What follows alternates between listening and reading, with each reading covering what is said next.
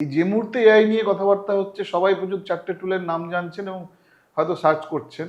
মানে অনেককে ধরুন গুগলের মতো করে আমি যদি চ্যাট জিপিটিকে ইউজ করি, আমি কোনোদিন রেজাল্ট পাবো না, কিন্তু আমরা অধিকাংশ ক্ষেত্রেই সেটা করছি।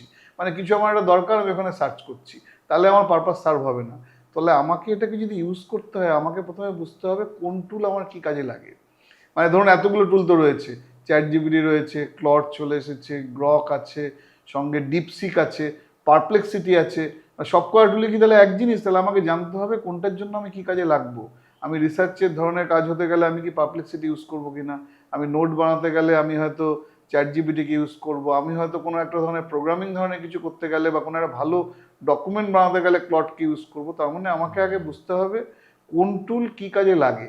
মার্কেটে বা সবাই যেভাবে ইউজ করছে প্রচুর হইচই, এবং আপনি ফেসবুক, লিঙ্কডইন, ইন্টারনেট কোনোভাবে খুললেই প্রচুর বিভিন্ন লোক বিভিন্ন ধরনের জিনিস বলছেন, আমরা সেগুলোকে ধরে যা সার্চ করছি। তাহলে ব্যাপারটা খুবই ইম্পর্টেন্ট এবং এটা দিয়ে আমাদের খুবই সুবিধা হতে পারে, কিন্তু যেভাবে সবাই এইভাবে মুহূর্তে ইউজ করছেন সেটা সঠিক নয়। সেজন্যই আমরা এরকম ধরনের বিভিন্ন মাধ্যমে আমরা শেখানোর চেষ্টা করি যে কীভাবে এটাকে আমরা মিনিংফুলি ইউজ করতে পারি, যাতে আমাদের ভালো হবে, আমরা আরও দ্রুত মানে উত্তরণের দিকে যেতে পারবো।